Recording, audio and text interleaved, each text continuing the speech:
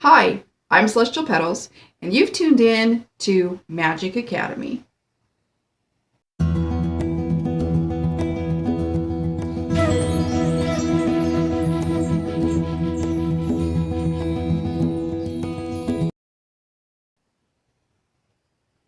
Well, welcome to the Magick Academy here on YouTube. This is going to be associated with a blog, you guys. I'm going to have a link in the description below because the subject that I'm meaning to go over, which is going to touch base on a lot of things, I might rant a little bit. The subject that we're going to be addressing today is going to be Wiccan symbolism or pagan symbolism, okay? Kind of covering both of those, and you'll know why when I get into it. Really there's like a couple videos I could get out of this one, a couple blog posts, but I do want to get my blog attached to the channel and make sure that you guys, have whatever freebies or anything that I want to include or downloads or whatever I want to gift you for your Book of Shadows or for your own personal print-ups. I'm not sure if there'll be one with this, but if there is, it will be in the description below. Okay, so again, you can find the blog post that will go with this video in the description below. Don't forget to like and subscribe, and here we go. Let's learn about some symbolism. Okay, so symbolism. Here's an example of symbolism and what I'm talking about. I did touch base with this a little bit when I did my Samhain video last year, and I talked to you guys about the symbolisms of Samhain, and I went over specific symbolisms, like a black cat and just all sorts of things that were associated with that Sabbat. Now, this one is kind of touching base as well on symbolism and how they differ from pagan belief to pagan belief. So a Wiccan belief symbol might be different than that of a Druid. And a Druid belief symbol might be different to that of somebody that, comes from a Greek paganism or even a Hindu or Buddhism. Okay, any of those, the symbolisms, the same totem animal or the same symbol is going to have a different meaning because of its origin of country. Okay, so there you go. So for example, I've got this little thing I put on my candles, which is my witch's power candle, and it has the Om symbol there, third eye symbol, right? It has a nice swirl. Okay, it has the ink symbol, and then it has a triquetra.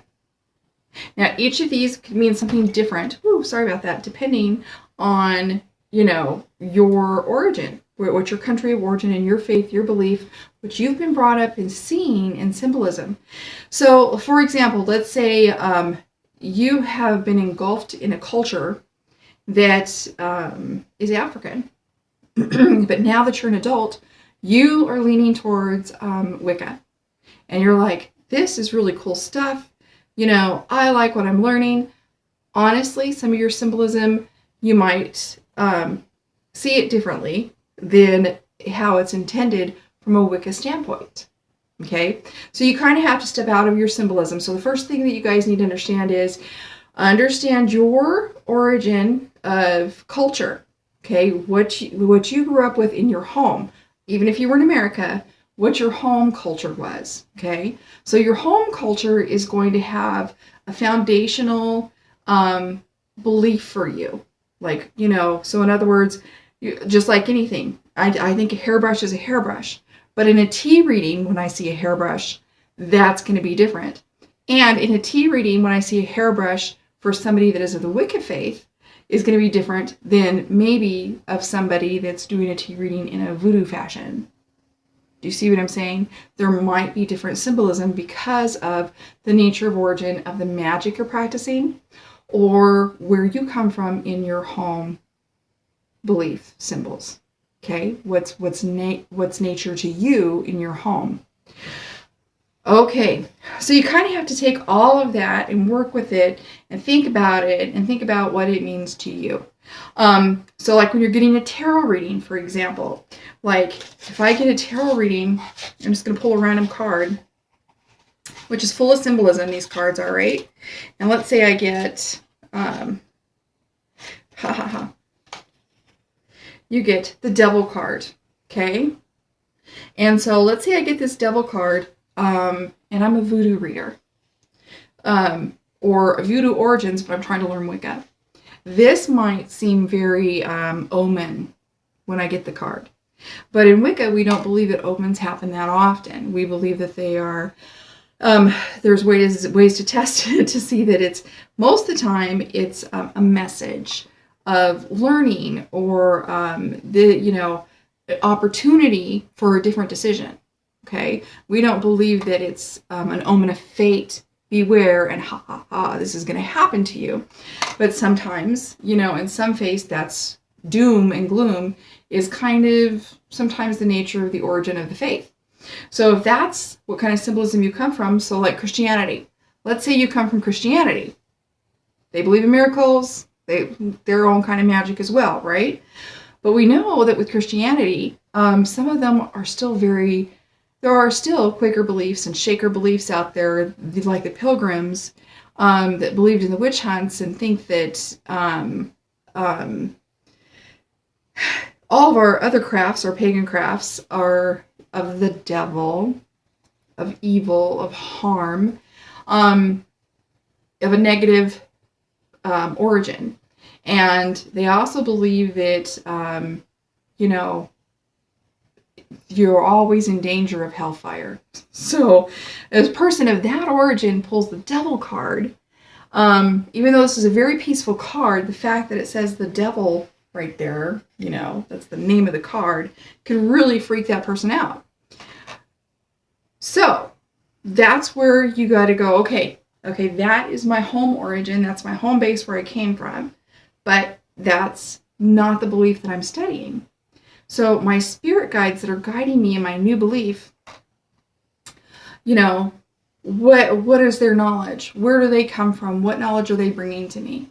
So with that in mind, we're looking here and we see the horned god, okay, and we see the woman, okay. And this card looks like there's temptation, or it looks like that the comfortable nature that they have might not be acceptable. You know what I'm saying? Like, for whatever reason, he's charmed her out of her clothes. Get it? So a charmer could be part of this card. Every card has something different with it. We know that it's basically... we know what the meaning of the Devil card is. I love the one in the Housewives Tarot because that's really a good one. It's basically a chocolate cake where the icing has two horns and beautiful lady legs, and it looks like it's just walking around and you're like, that's the Devil card. Because it's not just about temptation. It's about, that chain, whether visible or invisible, that, connects to that depth of uncontrollable connection to you that overpowers your good senses. You know what I'm saying? So yeah, so whatever it was that got to her, she's been charmed out of her clothes. So but there's no doom and gloom there. There's opportunity for decision and so on in that symbolism. And as well as you can see here, she's having an apple or a pomegranate. I'm not sure what she's having. So she's having some wisdom. Along with it. How she's making her choices with that wisdom, we don't know. We can only tell by what we see on the card. Okay? So there's some ideas of some symbolism right there. Here's one that's really good. Are you guys ready for this one? Here's an example of differences. And we are all, all of us are guilty of doing this from here to there. Sometimes it is era. Like this is the year 2016. But Wicca, when it began, there was no America. It hadn't been discovered yet. So, when in the Wicca faiths, okay, in the pagan, the Western faiths, the Celtic faiths and so on, they talk about making corn dollies. What kind of dollies do you think they are talking about making? Now, I see pictures of all sorts of corn dollies. And I'll tell you, the southwestern, Mexico and every place that's had corn, that's grown corn, makes corn husk dollies. However, that corn on the cob did not exist back in our old world. America didn't exist. That's when, corn on the cob was discovered. So why were they talking about corn? What was corn to them? Okay. In the old faith, corn was the kernel. I've got my herbs here. Do I have any herbs to show you? I have barley. I was going to show you some barley. So the wheat seed, okay, the kernel, the corn, the barley kernel or corn. So products like wheat and barley and those type of cereals, and grains, there we go, grains, were cereals. So grain, cereal. Yes, I'll probably be the first one stating this on the internet anywhere, you guys. haven't seen anybody made this connection ever. So when they're talking about corn dollies, or corn, that type of thing from that faith, from our faith, that part of the world, in the old world, they were not talking about corn on the cob. They were talking about corn cereal grain. So it would be the wheat shafts, okay, or the wheat dollies. It wouldn't be a corn husk dolly. Okay, so when Lunasa comes around in August and you guys are celebrating the wheat harvest, the first harvest, remember that. That we are not celebrating, it's not corn that we're celebrating, it is wheat and it is grain cereals and the grains, the grain harvest. And that's the symbolism that comes out of the stories and the Book of Shadows from our old world. Why is that important to me? I don't know. That's important to me because I like accuracy as much as possible. It's not that I want to be like chained to that accuracy, like I have to do it, but I like to know, what it's referring to. Just like herbalism, guys, when we're studying herbs, what the name of an herb was back in the old world versus when we hear that word today, is it the same thing?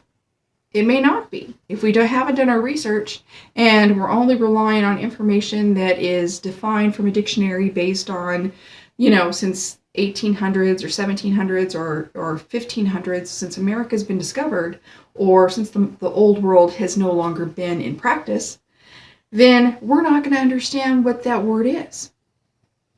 We're going to be missing out, so to speak, okay? Because every definition has its own life and its own meaning, and wheat is something that's a lot different than corn on the cob, okay? Completely different. It is a grain, okay, but it's not the same thing. So, symbolism.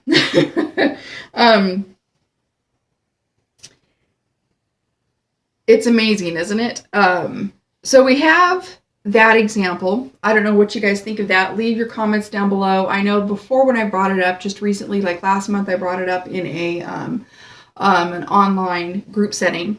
And, there were two ideas of thought. One was like, oh, well, I wonder why nobody's ever brought that up. And, oh, we should make note of that. And the other thought was, well, who cares? It's all the same thing anyway, and that's fine. It's modern and modern's okay. Well, yes and no. I think we need to have our origins. I don't think it's okay to lose, the old way. There's an herb book that exists, okay, that has, that they have, that's, like in a museum, that is like a full page biology herbal book. And this herbalist, whoever it was back in the ancient time, took the time to draw the plant, the parts of it, the flower of it, the stages of it, the names of it. It's written in a language that we don't know today, that we can't decipher today. We do not know the meaning of this language. And they don't know any of the flowers in the book. They are non-existent anymore. These flowers don't exist. So, yeah, I mean, was it somebody playing a hoax a long time ago? I mean, that's like what some people say.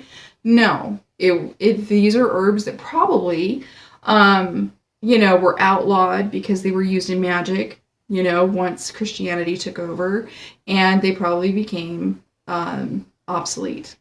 So that's probably what happened to them. That, or they were just native to one little origin, and as climate changed, they all went away. There's many possibilities. But the fact that they were in a book of shadows, or somebody's book, herbal book, and in a language that people can't decipher, and that these were supposed to, the drawings and stuff show that these herbs were medicinal. They had medicinal purposes. I mean, that is so much gone from our world already. So if we say that, the foundational words of corn and Demeter, using the word corn with Demeter, it's okay to say corn on the cob. Well, I think it's okay to add it to there, but I don't think it's okay to call wheat corn. I mean, like corn on the cob. I think we need to have an understanding. I think it's our responsibility as magical people to carry the torch. And carrying the torch is carrying the torch of truth. And carrying the torch of truth carries that responsibility to know and do the research of what something truly means. Okay? Maybe not all by experience, but being able to understand it. To understand that it is different. So corn on the cob dollies, cornhusk dollies, are not traditional. Okay, that would be modern. It's not traditional. And I think it's important to carry the torch of tradition. I mean, that's so important. To have accuracy and for your own, I mean, have you ever had a dream of something? I mean, I do. I dream very vividly. And so I dream in symbolism, like, extensively. So when I have, a good night of dreaming, I will dream for like 8 hours, it seems like, on the same dream. And so when I'm having that good night of dreaming, and that symbolism is just so alive, and I'm like walking through that symbolism, I wake up and sometimes I don't understand the symbolism. While I'm asleep, I'm understanding it, or I see it. And, sometimes you can't just go by like feeling like, okay, yes, I felt happy and peaceful. Well, I'm sorry, whatever symbolism I was seeing may not have been trying to get the point across of happy and peaceful. It may have meant that, okay, this isn't a harmful situation, but, the symbol is important if you're, especially if your dream is being brought to you by your spirit guide. I mean, it's important to research those symbols and understand the true meanings of them. Okay, so, and two, not knowing the names. If we didn't know that wheat and grains were called cereals, right? Maybe a lot of you before you watched this video didn't understand that. Then, and you dreamed about wheat, maybe you wouldn't understand that it was cereal, or something else, how that relates to something maybe you're learning about herbs. Okay? Maybe your spirit guide is trying to tell you something that they remember from the old ways. And if you don't know the symbolism, you're not going to learn it. Okay? So our culture, the more diverse we get, and the more accepting we get by letting everybody in, which that sounds funny, not like letting everybody in, but by accepting every diversity as the same definition. You have to keep the definition separate. So, example by that, what I mean is corn on the cob is not before America was discovered. Okay? That corn and that corn husk, that definition is from a specific point of the world and a specific time where it came from. And everything previous to that was referred to corn comes from where? Okay, where did that come from? How long in the world was that used? You have to know your origins. It's not okay to just melt it all together and call it, a work of art or accuracy. So, in symbolism, first of all, it's good to know the traditional meaning and origin. Really important. And no matter which, second of all, I'm going to tell you, from somebody with experience and wisdom that you may have symbolism that might not refer to Wicca. And that could be because that's your origin. Okay, you may not come from a heritage that's natural to Wicca. And that's okay. If this is the faith that you want, then this is the faith that you want. There's nothing against that. But then again, in addition to that, maybe it is, but you're getting symbolism that isn't Wicca. Okay, maybe you're getting symbolism that's from somewhere else. And that's okay too. For whatever reason, it's important to you. When those symbols enter your life, you know, it's your cup at that point in time. And our cup is always being filled, you know. So like every time we have a bottle of water, you know, I mean, yeah, this may say Aquafina, but every time I have a bottle of water, it's a different water in here. You know what I'm saying? Because the water is constantly changing. The world is constantly changing. So, I mean, what I'm drinking today that says Aquafina is not going to be the same thing that I'm drinking. Even though it says Aquafina, it may be processed the same way. But the water itself is not, even if it comes from the same source, idealistically may not even be the same source. So since we're all changing, that happens, evolution, all that.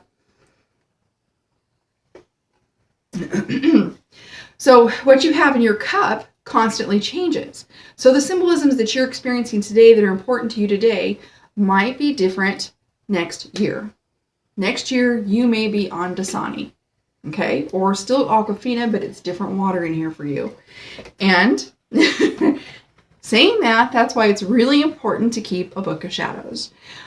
Super important. I don't care if you're a beginner or you've been doing this, you know, many, many, many years. Even if you just keep an online book of shadows, which is what I have, you know, transferred mine into being, then keep an online book of shadows. You need something to keep your definitions, your epiphanies, your eurekas, and your learning experiences, okay? And your symbolism. Symbolism is really important. That section in your book of shadows is personal to each individual witch, even within the same coven.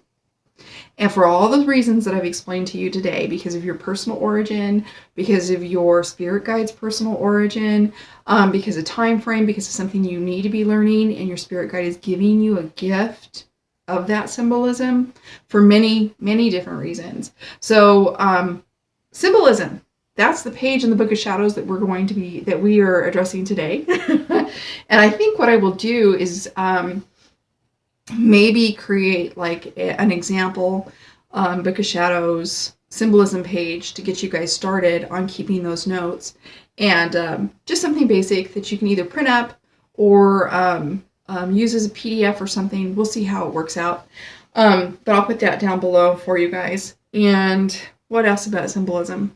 What do you want to know? So there's the basics, the origins of symbolism and your origins with symbolism and how they, you know, it's like two mirrors looking at each other. You are looking at symbolism. Symbolism is speaking to you and looking at you. And, you know, you're going to be taking your notes on it and learning from it. But don't forget the practice, that whatever it is that you're practicing, maybe you're not practicing Wicca, maybe you're practicing Hinduism or something else. Think about the origins of that belief, the era and the years of that belief, where it came from, where it was, when it was like in its height, whatever, and what was native to that area with those symbols at that time. So, you know, that's really important too. Okay, so that's it for this video. I just wanted to introduce you guys the idea of symbolism. I think the corn experience or definition is really important to take away from here, you guys. So wheat is what is referred to when any of the old stories or old rituals, or even the old Book of Shadows that maybe you might ever have a chance of reading, if they refer to corn, they're referring to wheat. So in tradition, when we made corn dollies, we were making wheat dollies. Okay, so there you go. If you have any questions, again, leave them down below. Don't forget to like and subscribe, and stay tuned. Like I said, the school is opening next month, and it's going to have lots of goodies like this within it. I think you'll enjoy it. Blessed be.